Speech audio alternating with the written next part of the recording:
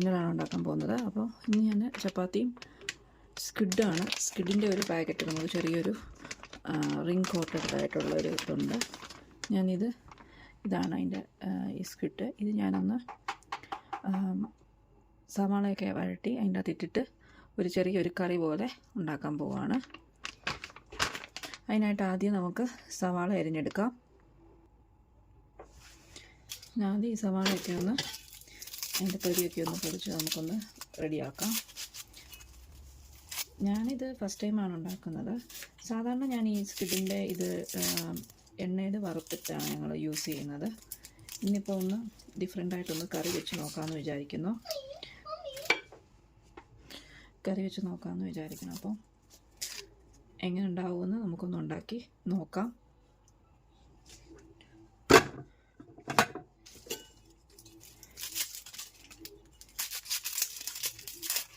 ഇങ്ങനെ തന്നെ വേറെ നമ്മുടെ കൊഞ്ചും അങ്ങനെയെല്ലാം നമുക്കിങ്ങനെ ഒരു പാക്കറ്റിൽ ഇവിടെ അവൈലബിൾ ആണ് കടകളിലൊക്കെ.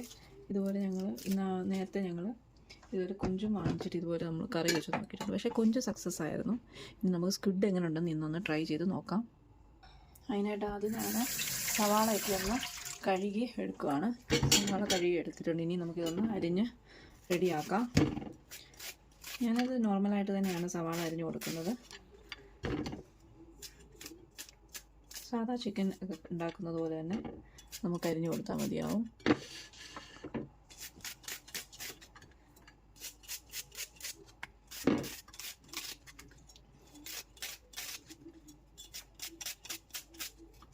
ഇതെല്ലാം നമുക്ക് ചെറുതായിട്ട് ഇങ്ങനെ കുനുകുനാന്നൊന്ന് അരിഞ്ഞെടുക്കണം.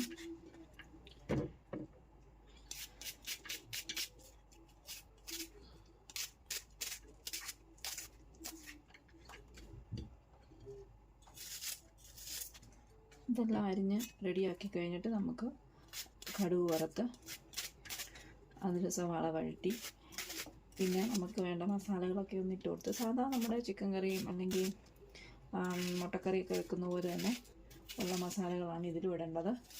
എന്നിട്ട് നമുക്ക് ഈ നമ്മുടെ സ്ക്വിഡും കൂടെ അതിലേക്ക് ഇട്ടൊന്ന് ഇളക്കി കൊടുത്ത് നോക്കാം.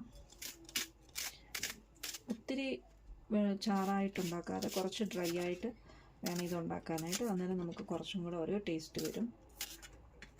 ഒത്തിരി ചാറായി കിടന്നു കഴിഞ്ഞാൽ അതിൻ്റെ ഒരു ടേസ്റ്റ് വരും. നമ്മളപ്പോൾ ഒന്നൊന്ന് വറ്റിക്കണം.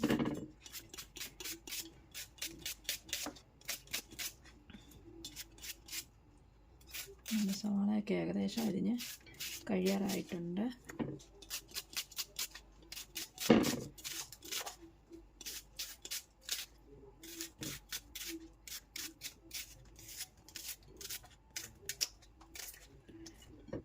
ഇത്രയും മതിയാവുമെന്ന് വിചാരിക്കുന്നു. കാരണം കുഴച്ച് നമ്മുടെ സ്ക്വിഡ് കുറച്ച് മാത്രമേ ഉള്ളൂ. അതുകൊണ്ട് ഞാൻ ഒത്തിരി ചാറായിട്ട് ഞാൻ വെക്കുന്നില്ല. കാരണം ഒത്തിരി സവാള ഞാൻ വെക്കുന്നില്ല. കാരണം കുറച്ചല്ലേ ഉള്ളൂ.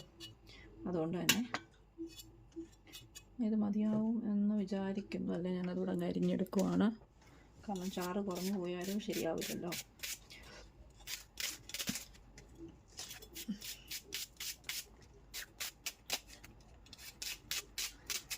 ഇന്ന് ഞാനിപ്പോൾ ചപ്പാത്തിയുടെ കൂടെയാണ് ഇത് ഉണ്ടാക്കാനായിട്ട് പോകുന്നത്. നമുക്ക് ചോറിൻ്റെ കൂടെയും ഒരു സൈഡായിട്ട് നമുക്കിത് കൂട്ടാൻ പറ്റുന്നതാണ്. സവാള ഞാനങ്ങനെ അരിഞ്ഞെടുത്തിട്ടുണ്ട്. ഇനി ഇതിന് പാൻ നമുക്കൊന്ന് അടുപ്പേലൊക്കെ വെക്കാം. ഞാൻ പാൻ എടുത്ത് അടുപ്പേലോട്ട് വെച്ചിട്ടുണ്ട്. ഇനി അതിൻ്റെ വെള്ളമൊക്കെ ഒന്ന് വെള്ളമൊക്കെ ഒന്ന് ബർണറൊന്ന് ഓണാക്കി കൊടുക്കാം. ഓണാക്കി കൊടുത്തിട്ടുണ്ട്. ഇനി അത് പാനൊന്ന് ചൂടായി അതിൻ്റെ വെള്ളമൊക്കെ ഒന്ന് വറ്റുന്ന വരെ അപ്പോഴത്തേക്ക് പൊടി ഐറ്റംസൊക്കെ ഒന്ന് റെഡിയാക്കാം. ഉപ്പ്, കടുക്, മഞ്ഞൾ പൊടി, മുളക് പൊടി, മല്ലിപ്പൊടി, കുറച്ച് മസാല ഇത്രയുമാണ് നമ്മൾ ഇതിൻ്റെ അകത്ത് ചേർക്കുന്നത്.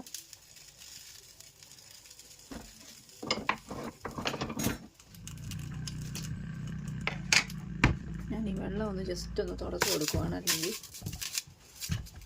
നമുക്ക് പെട്ടെന്ന് പാൻ ഒന്ന് ഉണങ്ങി കിട്ടും. ഇനി നമുക്കതിലേക്ക് ഞാൻ എണ്ണ ഒഴിച്ച് കൊടുക്കുവാണ്.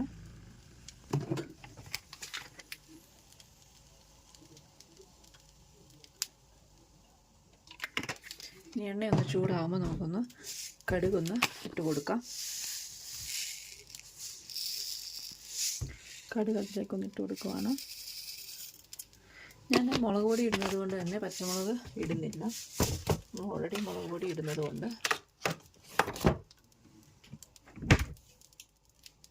നമ്മുടെ കടുകൊക്കെ ഒന്ന് പൊട്ടിയിട്ടുണ്ട്. ഇനി നമുക്കിതിലേക്ക് ഈ സവാള ഒന്നിട്ട് കൊടുക്കാം.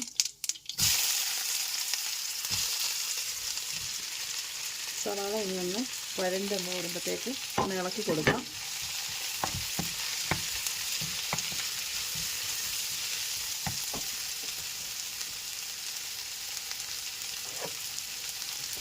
സവാള ഒന്നാതിരുന്നൊന്ന് ജസ്റ്റ് ചെറുതായിട്ടൊന്ന് വഴലട്ടെ. നമുക്ക് ഒന്ന് വഴണ്ട് കഴിയുമ്പോൾ നമുക്ക് പൊടി ഐറ്റംസൊക്കെ ഒന്ന് ഇട്ട് കൊടുക്കണം.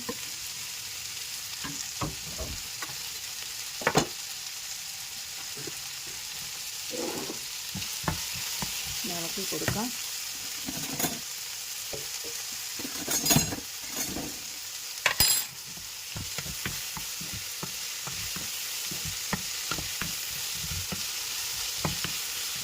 ഞാൻ ഇതിൻ്റെ തീ കൂട്ടി വെച്ചിട്ടാണ് വെക്കുന്നത്. അതുകൊണ്ട് നമുക്ക് പെട്ടെന്ന് വഴടി കിട്ടും. അതുകൊണ്ട് തന്നെ പെട്ടെന്ന് അത് വഴലുന്നുണ്ട്.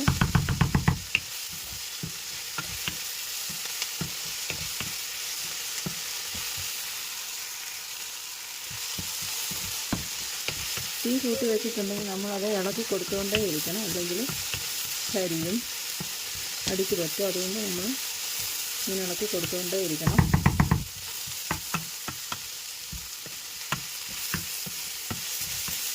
ഏകദേശം നമ്മുടെ സവാള ഒന്ന് വഴണ്ട് വരുന്നുണ്ട്.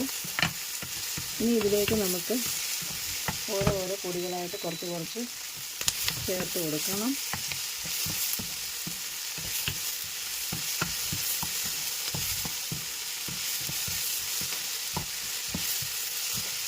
ഉള്ളിയുടെ നിറമൊക്കെ മാറി തുടങ്ങിയിട്ടുണ്ട്.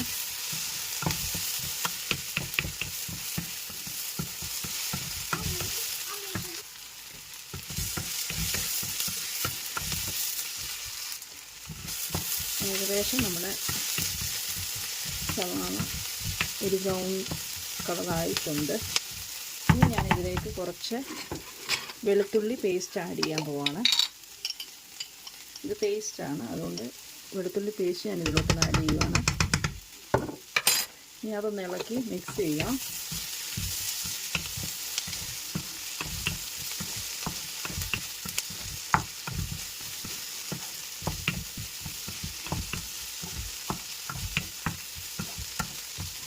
ഇനി ഇതിലേക്ക് നമ്മൾ ഉപ്പ് ആദ്യം ഇട്ട് കൊടുത്തിട്ടില്ല, അതുകൊണ്ട് കുറച്ച് ഉപ്പ് നമുക്കൊന്ന് ഇട്ട് കൊടുക്കാം. കുറച്ചേ ഇടുന്നുള്ളൂ, ബാക്കി പിന്നീട് ലാസ്റ്റിൽ നോക്കിയിട്ടാണ് ഇടുന്നത്. ഒന്ന് ഇളക്കി ഒന്നും കൂടെ ഒന്നും കൊടുക്കാം. ഇനി ഇതിലേക്ക് ഞാൻ കുറച്ച് മഞ്ഞൾ പൊടി ഇട്ട് കൊടുക്കുവാണ്. കുറച്ച് മഞ്ഞൾ പൊടി കുറച്ചേ ഉള്ളതുകൊണ്ട് നമ്മൾ കുറച്ചിട്ടാൽ മതിയാവും. എല്ലാ പൊടികളും എല്ലാ മസാലയും നമ്മൾ കുറച്ച് ഇട്ട് കൊടുക്കുന്നത്.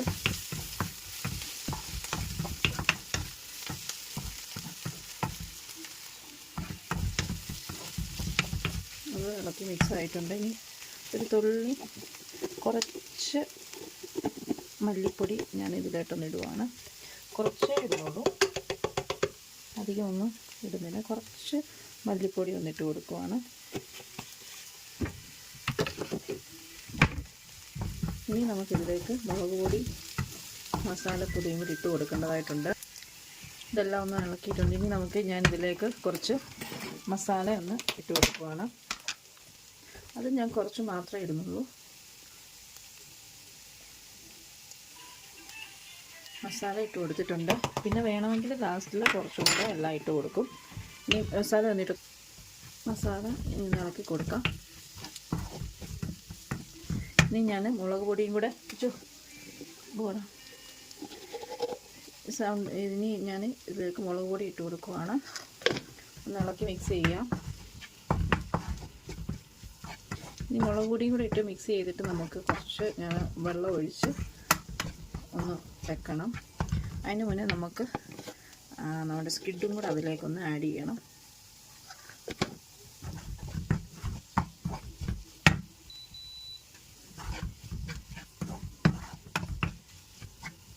ഞാൻ കുറച്ച് എണ്ണയും കൂടെ അതിലേക്കൊന്ന് ആഡ് ചെയ്യുവാണ്.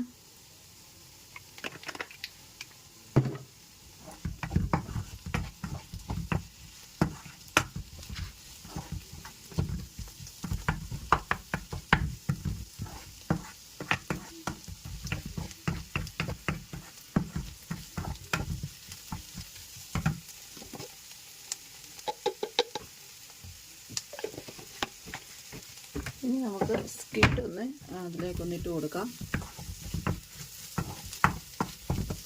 ഞാനിതൊന്ന് മാറ്റി വെക്കുവാണ്. സ്കിഡ് നമുക്കൊന്ന് അരിഞ്ഞെടുക്കണം. ഞാൻ ചെയ്ത് വെച്ചത് അവിടെ മാറ്റി വെച്ചിട്ടുണ്ട്. ഇനി ഞാൻ സ്കിഡ് ഒന്ന് ചെറുതായിട്ടൊന്ന് അരിഞ്ഞെടുക്കാനായിട്ട്, ചെറുതായിട്ടല്ല, ഒരു ചെറിയ കുറച്ച് പീസാക്കി ഒന്ന് എടുത്തില്ലെങ്കിലും കുഴപ്പമില്ല. പക്ഷേ ഞാനത് ഒന്ന് പീസാക്കുന്നുണ്ട്. ഇത് ഞാൻ ജസ്റ്റ് ഒന്ന് പീസാക്കി എടുക്കുന്നു. ഇത് ശരിക്കും ഹാഫ് കുക്ക്ഡാണ്. നമുക്ക് ഒത്തിരി നേരം ഇട്ട് വേവിക്കേണ്ട ഒരു ആവശ്യം വരുന്നില്ല.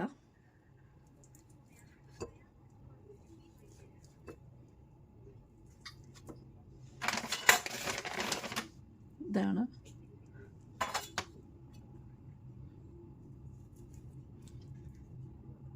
ഇത് ശരിക്കും നമ്മുടെ ഈ ഒരു കട്ടിംഗ് പാർട്ടിൽ വെച്ചിട്ട് അരിയുന്നതായിരിക്കും കുറച്ചുകൂടെ നല്ലത്. ഇതിപ്പോൾ ഞാൻ എളുപ്പത്തിൽ കയ്യിൽ വെച്ച് അരിയുന്നതേ ഉള്ളൂ.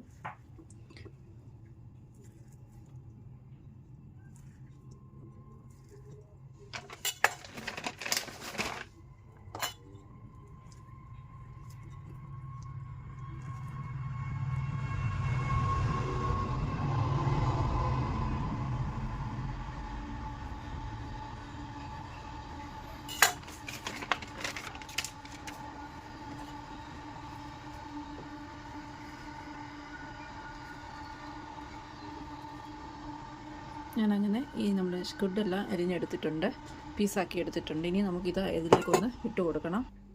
ഇനി ഞാൻ ഈ അരിഞ്ഞു വെച്ചിരിക്കുന്ന സ്ക്വിഡൊക്കെ ഒന്ന് എയർ ഫ്രയറിൽ ഒന്ന് ജസ്റ്റ് ഒന്ന് ഫ്രൈ ചെയ്തെടുക്കാൻ പോവാണ്. ഇതിൽ നമുക്കൊരു 10 മിനിറ്റ്സ് വെച്ച് ഇത് നമുക്കൊന്ന് ഫ്രൈ ചെയ്തെടുക്കണം. നമുക്ക് എണ്ണയിൽ വേണമെങ്കിൽ ചെയ്യാം. ഞാനിത് ഫ്രയറിലാണ് വെക്കുന്നത്, അതാകുമ്പോൾ നമുക്ക് എണ്ണയൊന്നും ഒഴിക്കണ്ട. ഇനി ഞാൻ ഇതൊന്ന് എയർ ഫ്രയറിലേക്കൊന്ന് വെച്ച് കൊടുക്കുവാണ്. ഞാൻ ഇനി ഫ്രയർ ഒന്ന് ഓണാക്കി കൊടുക്കാം.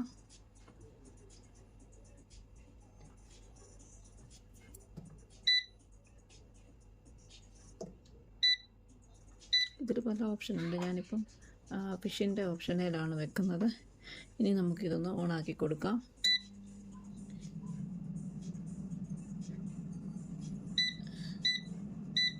ഞാനെൻ്റെ ഹീറ്റ് ഒന്ന് കൂട്ടി കൊടുക്കുവാണ്. 200 വെക്കുകയാണ്. അതാകുമ്പോൾ നമുക്ക് പെട്ടെന്ന് ഇതൊന്ന് എടുക്കാം.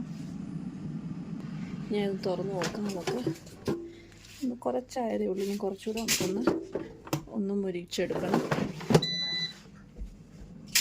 നമ്മുടെ കൂന്തൽ റെഡി ആയിട്ടുണ്ട്. അതിന് നമ്മൾ ഇനി കറിയിലോട്ട് നമ്മൾ നേരത്തെ ഉണ്ടാക്കി വെച്ചേക്കുന്ന ഗ്രേവിയിലോട്ട് ആഡ് ചെയ്യുക. ഒരു 10 മിനിറ്റ്സ് അതൊന്ന് ഗ്രേവി ഒന്ന് ടൈറ്റ് ആകുന്നിടം വരെ നമ്മൾക്ക് ഒന്ന് ചൂടാക്കുക. നമ്മൾ സ്ക്വിഡ് നമ്മൾ ഇതിനകത്ത് ആഡ് ചെയ്തൊക്കെയാണ്.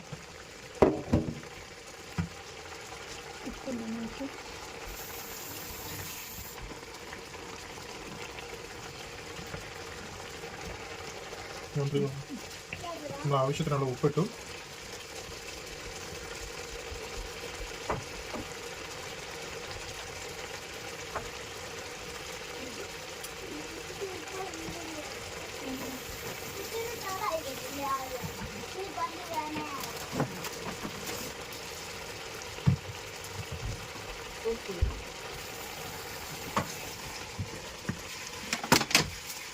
നമ്മുടെ സ്വാദിഷ്ടമായ കൂന്തൽ കറി റെഡിയായിരിക്കുകയാണ്.